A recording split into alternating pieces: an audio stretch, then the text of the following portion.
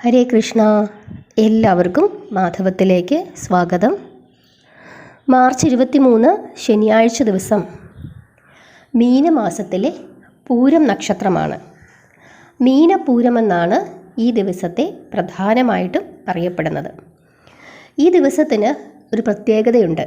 അതായത് നമുക്കറിയാം, സതീദേവിയുടെ മരണത്തിനു ശേഷം ഭഗവാൻ സന്യാസ ഭാവത്തിലേക്ക് പോയി. ഒരു വലിയ ശിവതാണ്ഡവമൊക്കെ കഴിഞ്ഞതിന് ശേഷം ഭഗവാൻ സന്യാസ ഭാവത്തിലേക്ക് പോയി. ആ സമയത്ത് ഈ താരകാസുരൻ, ഇങ്ങനെയുള്ള ശൂരപത്മൻ, ഇതുപോലുള്ള അസുരന്മാരുടെ ഭയങ്കരമായ ശല്യം ഭൂമിയിലും സ്വർഗത്തിലുമൊക്കെ ഉണ്ടായി. അപ്പോൾ താരകാസുരൻ ബ്രഹ്മാവിൽ നിന്നും വരം മേടിച്ചിട്ടുണ്ടായിരുന്നു. അതായത് ശിവപുത്രന് മാത്രമേ എന്നെ വധിക്കാൻ സാധിക്കുകയുള്ളൂ എന്നൊരു വരം ബ്രഹ്മാവിൽ നിന്നും മേടിച്ചിരുന്നു. അതുകൊണ്ട് തന്നെ ശിവപുത്രൻ ഉണ്ടാകണം. ഭഗവാൻ മറ്റൊരു വിവാഹത്തിന് തയ്യാറാകുന്നുമില്ല, ധ്യാനത്തിലാണ്. ആ സമയത്ത് ദേവന്മാരെല്ലാവരും കൂടെ ഭഗവാനെ കണ്ട് പലതവണ പറഞ്ഞിട്ടും ഭഗവാൻ അതിന് സമ്മതിക്കാതിരുന്നപ്പോഴാണ് കാമദേവൻ മലരമ്പ് എയ്തത്. അതോടുകൂടി ഭഗവാൻ തൃക്കണ്ണ് തുറക്കുകയും അദ്ദേഹത്തിൻ്റെ തൃക്കണ്ണിൽ നിന്നുമുണ്ടായ ആ അഗ്നി, അദ്ദേഹത്തിൻ്റെ ആ കോപത്തിൽ കാമദേവൻ ചാമ്പലാവുകയും ചെയ്തു. പക്ഷെ അതിനുശേഷം ദേവന്മാരെല്ലാവരും കൂടെ ഭഗവാനെ മറ്റൊരു വിവാഹത്തിൻ്റെ ആവശ്യകത പറഞ്ഞ് മനസ്സിലാക്കി കൊടുത്തു ഭഗവാന്. അതായത് ഇതുപോലുള്ള അസുരന്മാരുടെ, താരകാസുരനെ പോലെയുള്ള അസുരന്മാരുടെ ശല്യം കൂടിയിരിക്കുന്നു. താരകാസുരനെ ഇങ്ങനെ ഒരാൾക്ക് മാത്രമേ, ശിവപുത്രന് മാത്രമേ വധിക്കാൻ കഴിയുകയുള്ളൂ. അതുകൊണ്ട് ത്രിലോകങ്ങളെ സംരക്ഷിക്കേണ്ടുന്ന ബാധ്യത ഭഗവാനുണ്ട് എന്ന് ഭഗവാനോട് പറയുകയും അത് ഭഗവാന് ബോധ്യപ്പെടുകയും മഹാദേവൻ അങ്ങനെ പാർവതീ ദേവിയെ വിവാഹം കഴിക്കാനായിട്ട് തീരുമാനിക്കുകയും ചെയ്തു. അങ്ങനെ മഹാദേവന് ഇഷ്ടം തോന്നിയ ദിവസമാണ് മീനമാസത്തിലെ പൂരം നക്ഷത്രം. അതുപോലെ തന്നെ അന്നേ ദിവസം തൻ്റെ കോപാഗ്നിയിൽ ചാമ്പലായ കാമദേവനെ പുനർജീവിപ്പിച്ചു എന്നാണ് പറയുന്നത്. അപ്പോൾ ആ ദിവസമാണ് മീനമാസത്തിലെ പൂരം ദിവസം. അതുകൊണ്ട് തന്നെ ദേവീക്ഷേത്രങ്ങളിൽ വലിയ വിശേഷമാണ്. നമ്മൾ ഭഗവാന്റെ ക്ഷേത്രത്തിൽ പോയിട്ട്, അല്ലെങ്കിൽ ദേവീക്ഷേത്രത്തിൽ പോയിട്ട് ദേവിക്ക് വേണ്ടി പ്രത്യേക വഴിപാടുകളും പ്രാർത്ഥനകളുമൊക്കെ നടത്തുന്നത് വലിയ വിശേഷമാണ്. പ്രത്യേകിച്ച് ശിവക്ഷേത്രത്തിലൊക്കെ പോയിട്ട് നമ്മൾ ഭഗവാനും ദേവിക്കുമൊക്കെ പ്രത്യേകം വഴിപാടുകളൊക്കെ ചെയ്യുന്നത്, ഉമാമഹേശ്വര സ്തോത്രം നമ്മൾ ജപിക്കുന്നത്, അതുപോലെ തന്നെ സൗന്ദര്യലഹരി ജപിക്കുന്നത്. നമ്മൾ സൗന്ദര്യലഹരിയിലെ 1-ാമത്തെ ശ്ലോകം ഞാൻ കഴിഞ്ഞ ദിവസം തന്നെ ആ ദേവീ സ്തുതി എന്ന് പറഞ്ഞ് നിങ്ങൾക്ക് ഇട്ട് തന്നിരുന്നു. അതൊക്കെ വലിയ വിശേഷമാണ്. അതൊക്കെ നമ്മൾ ദേവിയുടെ നടയിൽ, ദേവിക്ക് പ്രത്യേകം നടയില്ലെങ്കിൽ നമുക്കറിയാം, പുറകു ഭാഗത്ത് ആ വിളക്ക് കത്തിച്ച് വെച്ചിരിക്കുന്ന ഭാഗമെന്ന് പറയുന്നത് ദേവിയാണ്. അവിടെ നിന്ന് ഒരു 21 തവണയൊക്കെ ആ ശ്ലോകം ജപിക്കുന്നതൊക്കെ വലിയ വിശേഷമാണ്. അതുപോലെ ശിവസഹസ്രനാമങ്ങൾ, ദേവി സഹസ്രനാമങ്ങൾ, ലളിതാ സഹസ്രനാമം വലിയ വിശേഷമാണ്. എല്ലാം ഒന്ന് തന്നെയാണ്. അതുപോലെ തന്നെ ഈ സൗന്ദര്യലഹരി, പ്രത്യേകിച്ച് ഉമാമഹേശ്വര സ്തോത്രം, അതും ഞാൻ കഴിഞ്ഞ ദിവസം വീഡിയോ ഇട്ടിരുന്നു. എല്ലാവരും അത് എഴുതിയെടുത്തിട്ടുണ്ട്. അതൊക്കെ ഈ ശനിയാഴ്ച ദിവസം ജപിക്കുന്നത്, അതായത് മാർച്ച് 23 ശനിയാഴ്ച ദിവസം ജപിക്കുന്നത് വലിയ വലിയ ഫലത്തെയാണ് പ്രദാനം ചെയ്യുന്നത്. അപ്പോൾ ആ ദിവസത്തെ പ്രത്യേകത നിങ്ങളോട് പറയാനാണ് വന്നത്. പ്രദോഷം കഴിഞ്ഞിട്ടുള്ള പിറ്റേ ദിവസമാണ്. അതുകൊണ്ട് തന്നെ വലിയ പ്രാധാന്യം ആ ദിവസത്തിനുണ്ട്. പ്രത്യേകിച്ച് ശനിയാഴ്ചയും കൂടിയാണ്. ശനിയാഴ്ച വ്രതമൊക്കെ എടുക്കുന്നവർ ഇങ്ങനെയുള്ള നാമങ്ങളും കൂടെ ചൊല്ലി പ്രത്യേകിച്ച് വഴിപാടുകളൊക്കെ ചെയ്യുന്നത് എല്ലാ തരത്തിലുള്ള ഫലങ്ങളും നമുക്ക് പ്രദാനം ചെയ്യും. പ്രത്യേകിച്ച് മഹാദേവനും മഹാദേവിക്കും വലിയ സന്തോഷമുള്ള ദിവസമാണ്. പ്രത്യേകിച്ച് ദേവിക്ക്. കാരണം ദേവി വർഷങ്ങളായി ഭഗവാന് തന്നോട് ഇഷ്ടം തോന്നണമേ എന്ന് വിചാരിച്ച് പ്രാർത്ഥിച്ച് തപസ് ചെയ്ത് ഇരുന്ന സമയമാണ്. ആ സമയത്ത് അതിനൊരു അനുകൂലമായ ഒരു മറുപടി, അനുകൂലമായ ഒരു ഭാവം ഭഗവാന്റെ ഭാഗത്തു നിന്നുമുണ്ടായ ദിവസമാണ്. ആ ദിവസത്തിൽ ദേവിയോട് പ്രാർത്ഥിച്ചാൽ നമുക്ക് ഒരുപാട് ഐശ്വര്യങ്ങൾ ദേവി പ്രദാനം ചെയ്യുമെന്നാണ് പറയുന്നത്.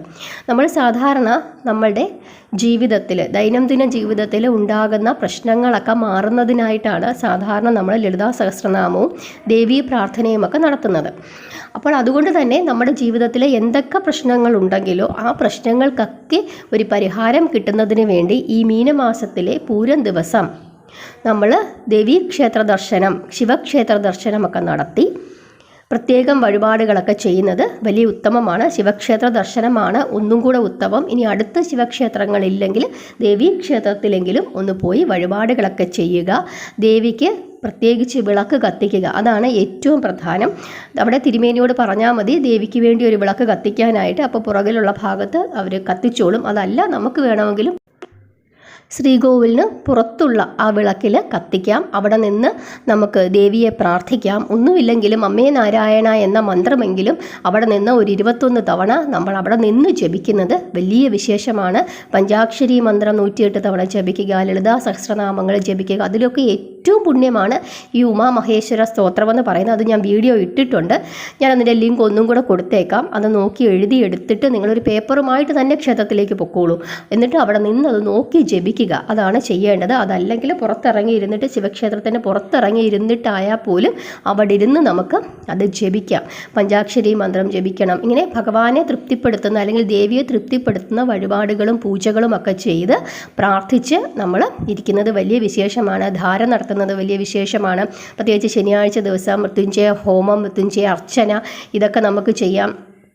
സ്വയംവര അർച്ചന ചെയ്യാം. ഇങ്ങനെയുള്ള ഒരുപാട് അർച്ചനകളുണ്ട്. അതൊക്കെ നമുക്ക് ചെയ്യാം നമ്മളെ കൊണ്ട് പറ്റുന്നത് പോലെ യഥാശക്തി.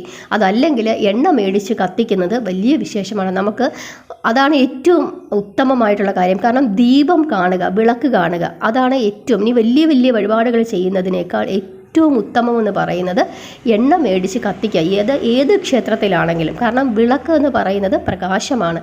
ആ പ്രകാശം ഉണ്ടാക്കുക എന്നുള്ളതാണ് ഏറ്റവും വലിയ കാര്യം. അത് എവിടെയാണെങ്കിലും, ക്ഷേത്രത്തിലായാലും വീട്ടിലായാലും സമൂഹത്തിലായാലും നമ്മുടെ മനസ്സിലായാലും. അപ്പോൾ അതുകൊണ്ട് തന്നെ എണ്ണ മേടിച്ച് അല്ലെങ്കിൽ നെയ്യ് മേടിച്ച്, ഇപ്പം നമ്മൾ വിഷ്ണു ക്ഷേത്രത്തിൽ പോവുകയാണെങ്കിൽ നെയ്യാണ് ഏറ്റവും വിശേഷം.